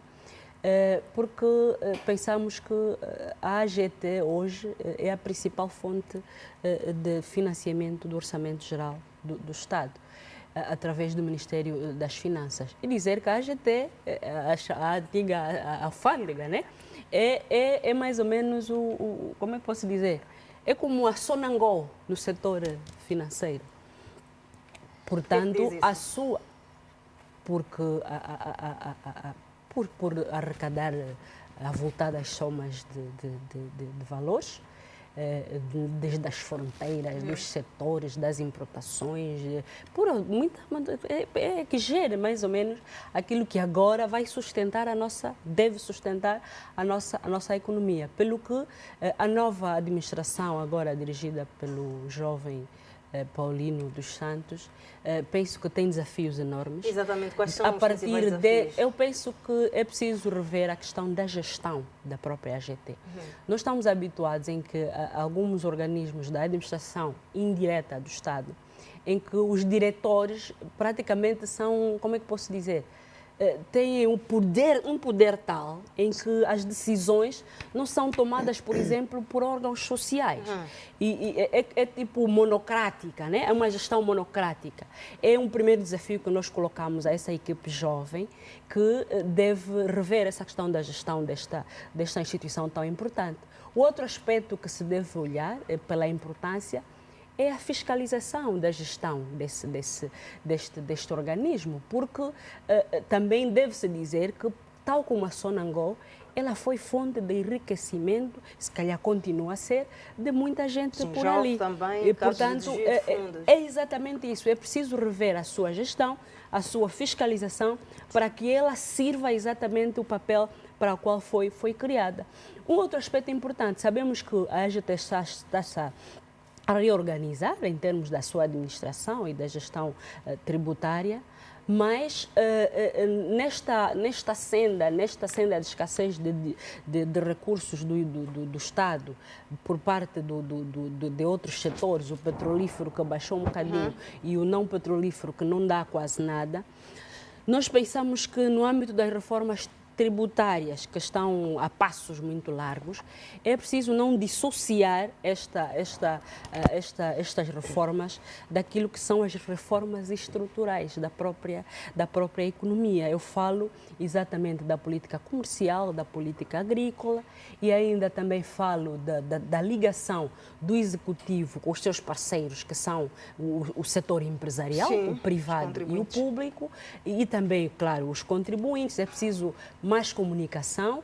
Do lado do empresariado, é preciso criar, sim, uma política de financiamento que ajude, não só para que a AGT não olhe só para o bolso do cidadão, mas que se crie produção interna suficiente para sustentar a economia. Nisto também vai a questão da política de preços.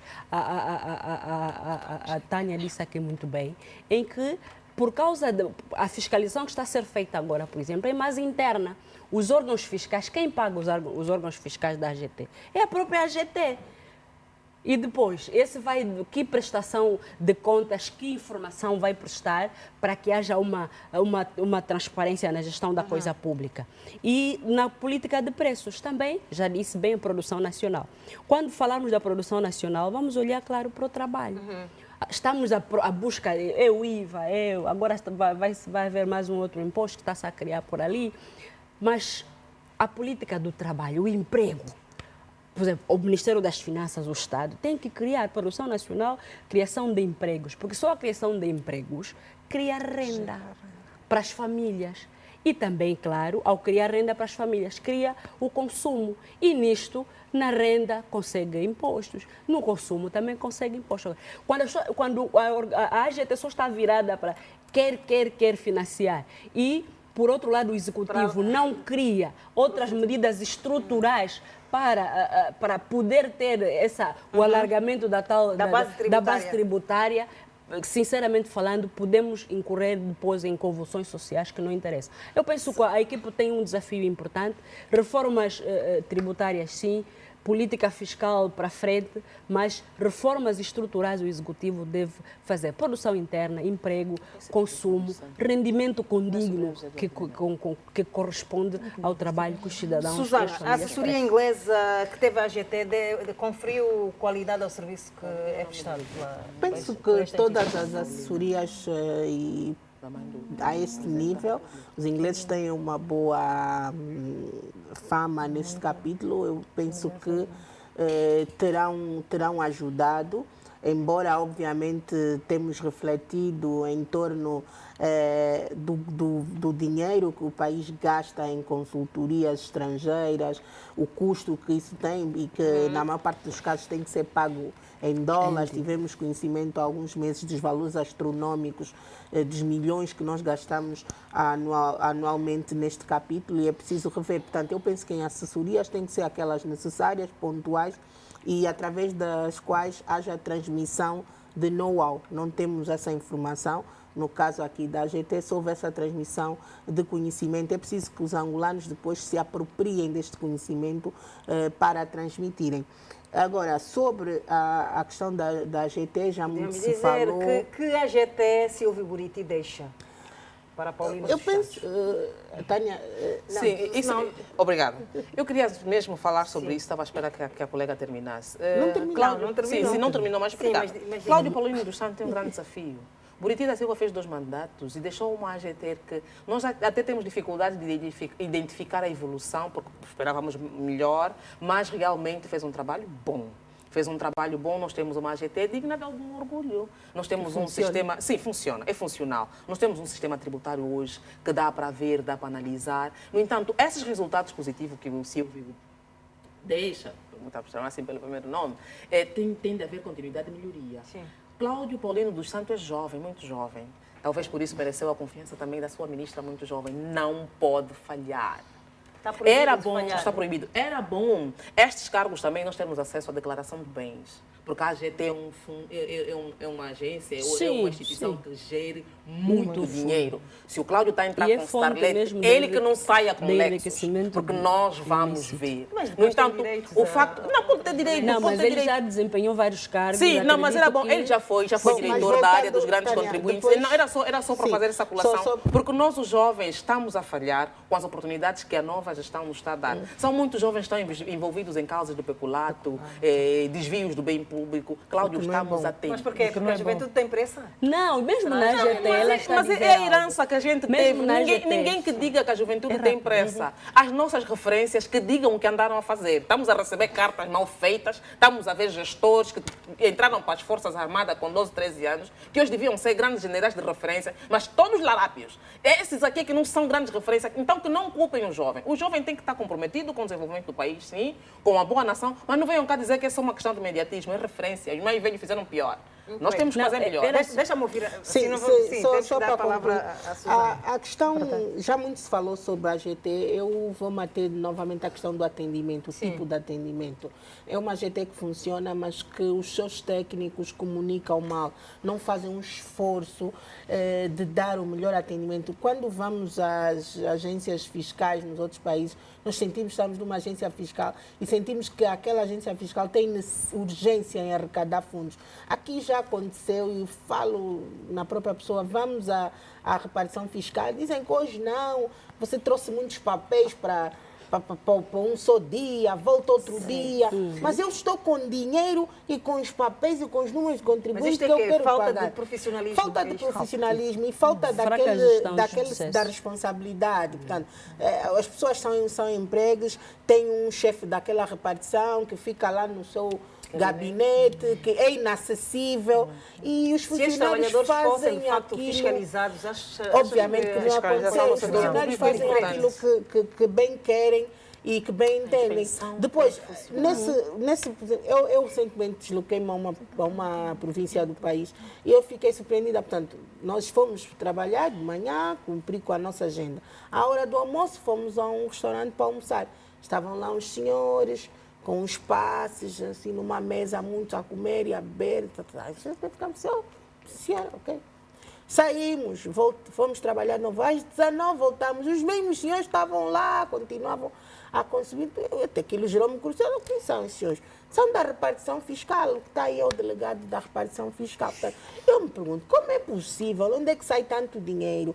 E, portanto, se toda a repartição fiscal estava aí, não sei se era um aniversário ou o que é que aconteceu, e o público? Quer dizer, fechou-se a repartição fiscal e as pessoas passam a tarde no restaurante? Não pode. Muito bem, eu quero gostaria que refletissem aqui uma questão que, portanto, o Ministério das Finanças está em conselho consultivo. No discurso de abertura, a ministra Vera Daves disse que o poder é para ser exercido assim mesmo, como estou a dizer, estou a citar, Também e temos acho. legitimidade para ser implacáveis, para fazer sentir na pele de todos aqueles que não estão alinhados às regras. Gostaria de ouvir o primeiro... Sim, Bom, Rita. era isso, eu queria chegar ali Exatamente. exatamente. Eu penso que as regras são para serem cumpridas. Estão definidas? Por Só todos, bem definidas, não é? Devem ser cumpridas. E nas regras há 2 partes, há 3 partes, há outras. Então, é preciso entender que não só o sujeito de qualquer ação, de qualquer regra, mas aquele que é responsável por esta regra também tem obrigações a cumprir. Porque eu vou dar um exemplo, a questão das dívidas, por exemplo, de certo empresariado privado. Há aqueles que devem mesmo e que não pagam porque roubaram e não conseguiram multiplicar, não conseguiram investir, porque não eram empresários, eram só aproveitadores, tinham chances, estavam próximos do poder ou de uma fonte de recurso. Mas há aqueles que, por exemplo, há empresários, muitos empresários, a nível de todo o país, em que não conseguem cumprir com aquilo que eu sou, com as suas dívidas, né? Solver as dívidas, porque quem é o maior devedor também, que não paga ao empresariado, que presta serviço, é o Estado. Muito bem. Por isso pensamos que é preciso que haja um equilíbrio. Sim, Navita, temos não é? ouvido. O Estado faça o levantamento, para além de exercer o seu poder, tem que cumprir também com as suas obrigações. Pois, a ministra disse que a Cuba não pode morrer solteira. Com certeza, também da parte do Estado. Vera Daves, eu acho que é importante. Sim. Eu também tenho essa máxima. O poder é para ser exercido. Quando alguém é nomeado para um cargo e conhece a descrição daquilo que são as suas competências, tem que exercê-las na totalidade.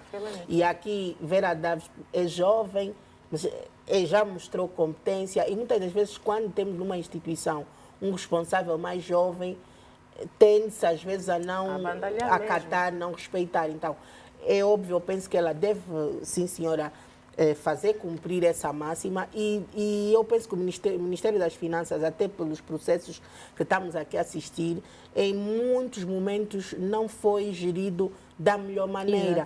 Cometeram-se aí, porque as maiores irregularidades no país passam para o Ministério das Finanças, por exemplo, Banco Nacional, Sonangol, etc. Então, são essas instituições que têm que ter dirigentes sérios. Muito bem, sim, Tânia. Dívidas ocultas também. Falando das dívidas ocultas, também é importante as próprias instituições serem responsabilizadas quando não cumprem determinados pressupostos. Por exemplo, eu gostava mesmo de falar da lista do BPC que foi divulgada. Há nomes que as pessoas conseguem provar a sua idoneidade. No programa passado nós citamos alguns nomes e era importante que os bancos soubessem responsabilizar-se ou desculpar-se publicamente por algum equívoco, ou se as listas realmente não são verdadeiras, para as determinadas pessoas também não terem o seu nome à baila e são pessoas que têm o direito de ter o seu nome salvaguardado. Não é justo. Agora, quando devem, pagam. Tem que pagar. Quando deve, paga.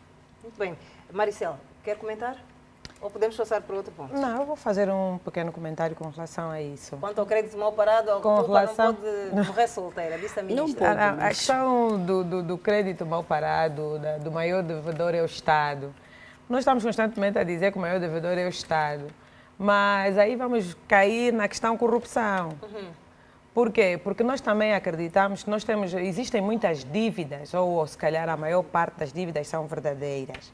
Mas também temos dívidas que deixam muito a desejar, das faturações. Isso lesa qualquer Estado. Então, alguém... Estado que saiba provar que a dívida está subfaturada. Não, é o que está-se a fazer. As instituições, porque, por exemplo, quando são fracas, hoje reclama-se... quando não são competentes, quando não há regras, quando não há normas a serem seguidas, Tânia, correm esse risco. Filha, houve créditos cedidos com post-it. Não estou a falar do crédito mal parado. Não, estou a falar eu gostava de falar da fragilidade das nossas instituições. Nós, em Angola, não vou falar em África, em Angola temos homens fortes, instituições fracas. Como é possível uma instituição pública que gere o coração, que gere o nosso erário público, 4 pessoas em 30 dias conseguem tirar 500 milhões de dólares? Tu tens instituições fortes, significa que os homens fortes têm excesso de poder. Os excessos de poder no nosso país levaram-nos às desgraças que nos encontramos. Nós temos, sim senhora, que diminuir os poderes nos nossos dirigentes. Agora estamos a falar de outra coisa, Tânia. Aí está a falar de outra coisa. É só para lhe dizer, quando eu falo da questão do Estado, que é maior devedor, a fonte é muito simples.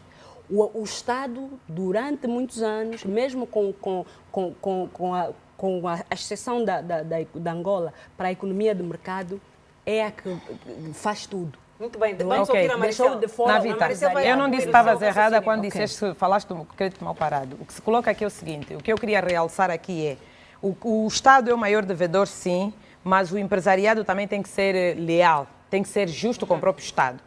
Muitas das dívidas que nós hoje reclamamos, ou que muitos empresários reclamam, não são dívidas verdadeiras. Por isso, motivo pelo qual nós sentimos alguma letargia no pagamento dessas dívidas aos nossos empresários. Por quê? Porque tem que haver veracidade desta dívida. Se nós já cometemos muitos erros no passado, não podemos continuar a cometer os mesmos erros. Eu vou pagar, sim. Os recursos são escassos. Com o pouco que eu tenho que pagar o que é verdadeiro e não o que é falso. Exatamente. Então, E a por aí... celeridade com que se faz, com que se certifica a dívida para com empresários estrangeiros, devia ser a mesma para os empresários nacionais. Aí concordo plenamente. Há diferenciação. Mas Aí eu aqui queria ter um ponto. Da mesma forma que os empresários têm que ser leais ao Estado, o Estado também tem que ser leal aos empresários. Empresários na falência, Porque assim, sim, porque o Estado temos não que olhar paga, que fecharam, o despediram governo tem que olhar pessoas. da seguinte maneira, que principalmente as pequenas e médias empresas é que fazem viver o país, é que dão a maior parte do emprego e o Movimentam a Estado não se economia. pode, Exatamente. nessa altura O governo fez da vida tudo do e país, não fez arrogar-se nada. ao direito de deixar essas empresas falir. O que está a acontecer? Se há algumas dívidas que não estão certificadas ou serviços que não foram prestados, a maior parte dos quais foram prestados ou são faturas de pessoas ligadas ao sistema, ligadas ao aparelho governativo, muitas dessas podem ser falsas. Mas nós temos aí empresários conhecidos, que todo mundo sabe que prestou serviço e que não recebeu o seu dinheiro há 2, 3, 4 anos. Isso é deslealdade. 10 anos. Por que que os empresários muitas das vezes sobrefaturam o que é errado, os valores ou os serviços a prestar ao Estado? Porque sabem que vão receber daí a 5, 6 anos. Então, o Estado tem que fazer funcionar a sua máquina e tem que certificar. E mais, muitas das vezes o empresário já paga o imposto daquela fatura que ainda não recebeu, que só vai receber daqui a 3 Muito bem, anos. vamos passar para outro tema. A Associação dos Estudantes das Universidades Privadas de Angola discorda com a subida das propinas e das taxas de emolumentos nas instituições do ensino superior, que elevou os preços de alguns cursos na ordem de 200%. O vice-presidente da associação, Milton Tima, considera que a alteração foi aplicada de forma arbitrária e unilateral. Quero ouvir a Tânia de Carvalho, a questão da subida que já causou alguma convulsão social em algumas universidades. Causou sim, senhor, e com alguma razão, mas é importante dizer, né, que foi entregue um projeto de lei ao Ministério do Ensino Superior e ao Ministério das Finanças, que as instituições deviam aguardar o seu pronunciamento e não o fizeram, mas com alguma razão. O ano letivo está a portas. E as nossas instituições, às vezes, parece que fazem de propósito, no excesso de burocracia. Temos que esquecer que as universidades têm custos, não podemos nos esquecer que têm custos, têm serviços a pagar, têm professores estrangeiros que precisam manter.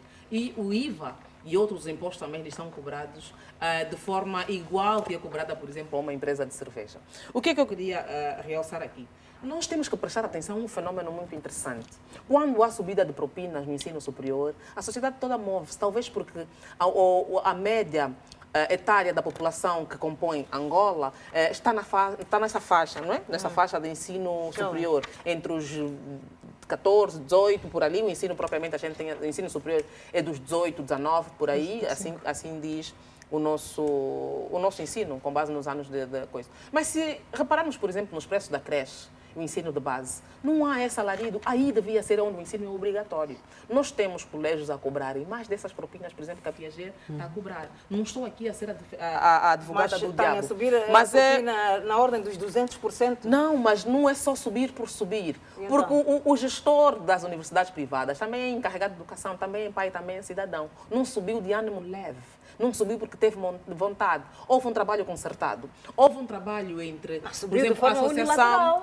Não, só está à espera do pronunciamento que não sai até agora. Não foi necessariamente unilateral. O próprio INATEC não sentou, por exemplo, com a Associação de Estudantes de Ensino Privado, não sentou com a Associação de Ensino Privado, que é das universidades, cujo presidente, por acaso, até é o camarada Filipe Zau. E essa associação está, sob sua responsabilidade, 70% das 55 instituições de ensino privado que nós temos, ou de ensino superior que nós temos no país. Em 1998, só para fazermos aqui um grau comparativo, do estudo que o Ministério da Educação fez, nós tínhamos 3 milhões e meio de crianças fora do sistema.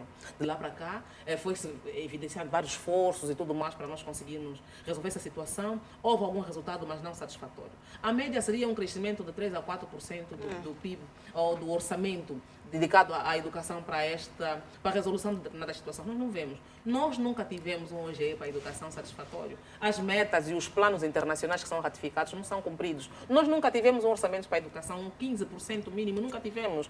O Estado não consegue responder à sua responsabilidade social no que tem a ver com o ensino. O que é importante, Sim, é importante nós vermos isso. O refúgio que a sociedade angolana encontrou é o ensino privado. Nós temos mais instituições privadas do que instituições públicas, por alguma razão. O ensino angolano é um negócio rentável para os grandes gestores, mas nem tanto para os outros. Não significa que não sejam totalmente capacitados. As coisas no país subiram. O custo de vida subiu para todos os níveis. Tânia, o impacto que essa subida tem na vida do estudante, quem é que vai proteger o estudante?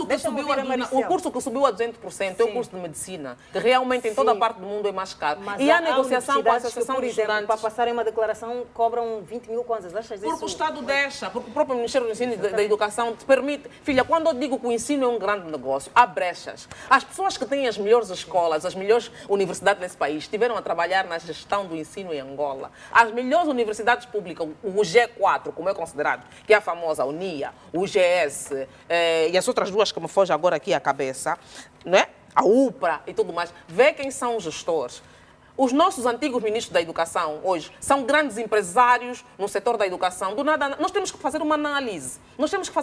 São esses grandes gestores que iam discutir a sua fatia de hoje, o orçamento. Claro que não eram eles que discutiam, mas tinham que discutir com maior força e mostrar a necessidade. Nós temos um ensino doente. E ainda há pseudodoutores que vão ali nas redes sociais e outros sítios dizer que a gente fala barato porque temos bons quadros formados a nível do país e tudo mais. Isso é arrogância e não reconhecer a nossa fragilidade. Agora, o ensino angolano não é sério. O Estado angolano nunca depositou a seriedade necessária. Deixa-me ouvir a Maricel. Maricel, qual é a sua análise? O impacto que essa subida tem na vida do universitário, do estudante universitário? O impacto é nefasto, porque Quem neste fala momento do estudante universitário, estamos a falar de todos os outros Houve estudantes, por subida a nível dos colégios. Em alguns colégios, Sim. É preocupante essa subida. Devemos aqui reconhecer que a maioria da população angolana tem estado a passar momentos difíceis e motivo pelo qual uma subida hoje de qualquer produto que seja, as pessoas vão reagir.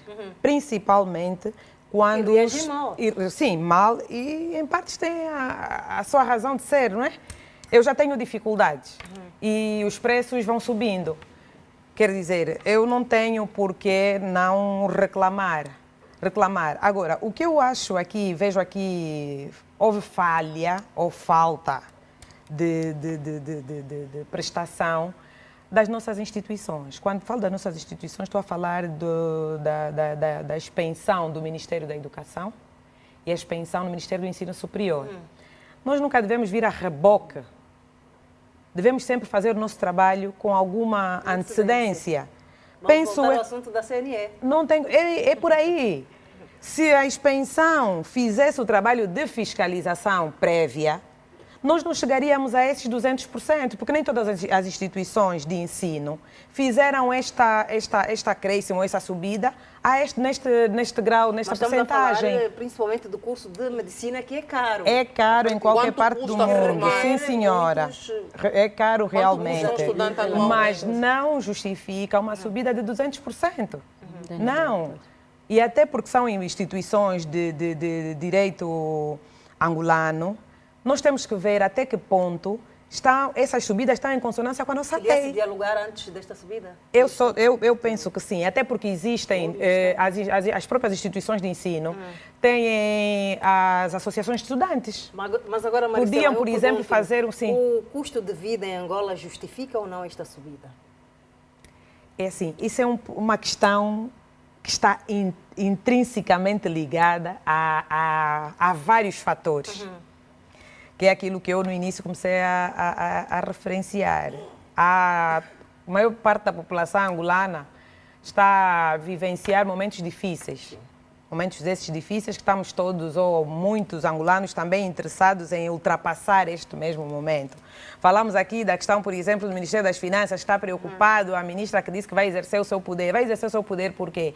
Para que os fundos que são do erário público sejam destinados à própria população, quer dizer, a população sentir que realmente este dinheiro foi dito que era para a construção de uma escola pública e está aí a escola pública, era para comprar carteira, está ali a carteira, era para construir um hospital e está ali o hospital. Então, enquanto estamos nesse processo de reforma do Estado, de reforma do Estado, nós ainda vamos vivenciar algumas ou muitas situações do gênero. Mas o Estado não pode ficar de mãos atadas. É aí onde eu chamo a atenção a inspeção do Ministério da Educação, a inspeção do Ministério do Ensino Superior, que podia muito bem evitar, como disse bem a Tânia, que essa situação acontecesse. Okay. Não podemos vir a reboque, quer dizer, estamos a chegar próximo do início do ano letivo, quer dizer, nós, instituição, os ministérios de tutela, que deviam cumprir com o seu papel, não cumpriram no momento certo, deu brecha que é para que esta situação acontecesse. E nós agora vamos atrás. Eu digo, devemos parabenizar neste momento o INADEC, que veio atrás, que eu penso que se a inspeção cumprisse com o seu papel, o INADEC em momento algum devia... Não, mas mesmo assim é defesa do consumidor. É o que fez, sim. Sem ouvir as partes. É o que fez. As partes das instituições subiram, a questão aqui é o aumento acima da percentagem ideal. Sim. É o que nós estamos aqui a tratar. Agora, não devia ser o INADEC, mas alguém tem que fazer alguma coisa, Tânia. À toa? É por isso... Não, errado não. Tem que ser certo. Mas é errado. Mas agora tem que ser certo. Vamos ouvir a Tem que ser certo. Mas fez alguma coisa. Onde é que está a inspeção do Ministério da Educação? Onde é que está a inspeção? Não, existe. Existe. E tem que fazer o seu trabalho para evitar que situações do género aconteçam. É onde eu digo que nós temos que mudar de mentalidade. Cada um, aonde estiver, deve fazer bem, cumprir bem com o seu papel para evitar que situações anómalas aconteçam. Marcelo, repara na discussão qualitativa que estamos a ter. Por que nós não temos esse nível de discussão quando nós sabemos que temos colégio e creche a cobrar 200 mil kwanzas? Está errado. Acha normal? Não é. E o nosso governo normal. Fecha os olhos a isso. Mas é papel dessas instituições. É papel dessas instituições. É papel dessas instituições. Sim, é o papel dessas instituições. Tem que cumprir com o seu papel. No ensino superior, mas qualidade também tem que cumprir com o seu papel.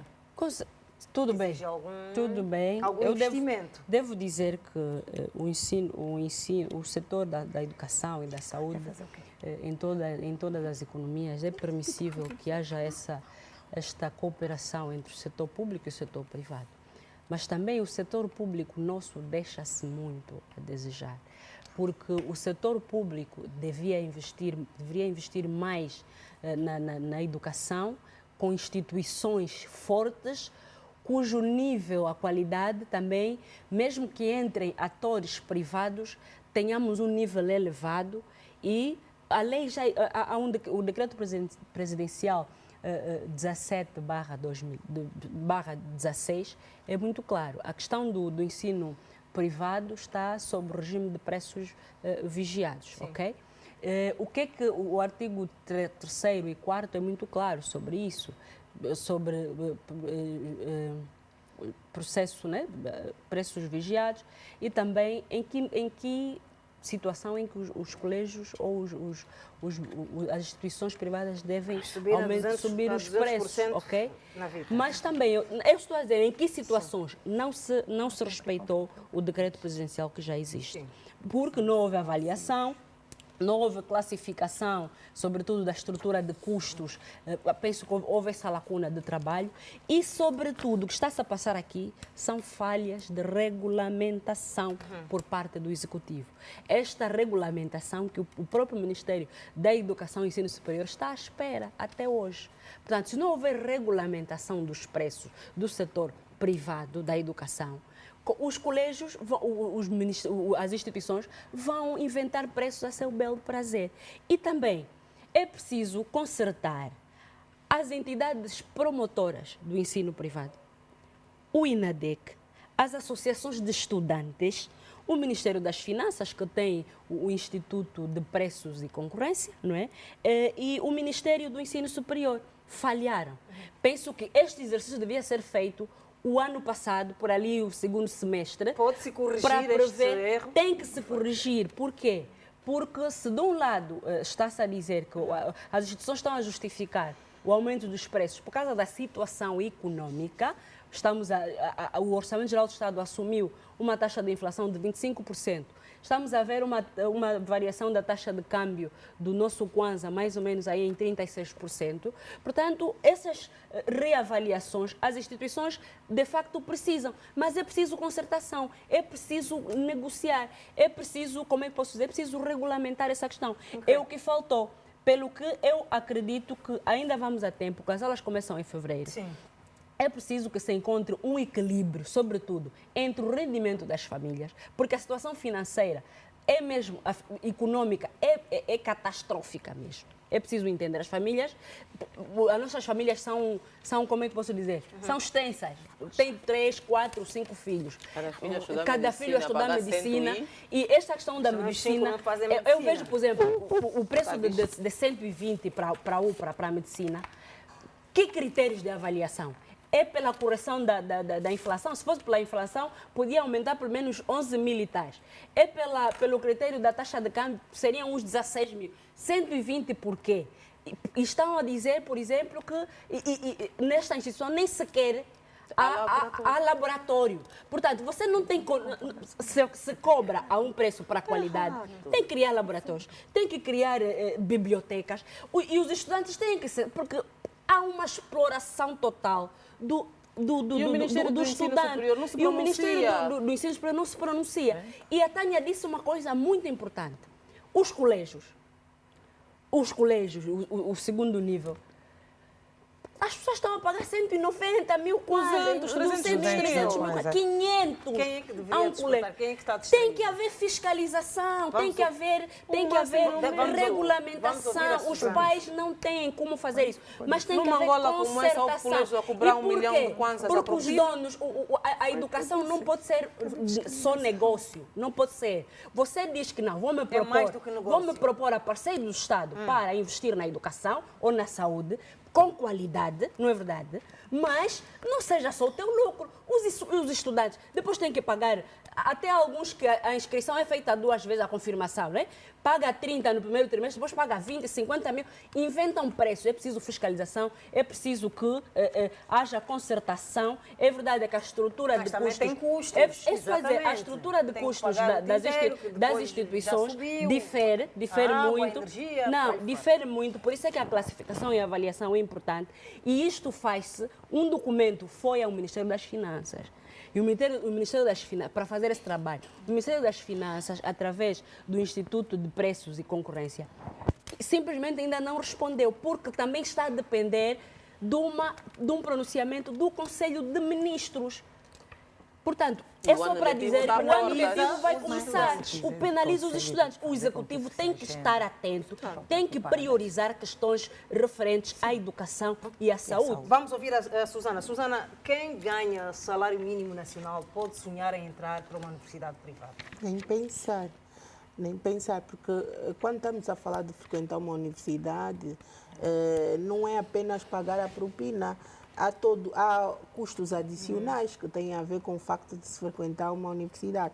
E é como eu tenho dito, a exclusão faz-se a partida, faz-se pelas condições sociais da família, pelas oportunidades que não são dadas. É uma situação muito séria. Mas também nessa questão das universidades, e como creio que já falamos quando estávamos a discutir a questão da subida dos preços das empresas de telecomunicações, por exemplo, temos essa questão do regime de preços controlados, mas também vivemos numa economia de mercado. E nós sabemos que a economia está sob grande pressão.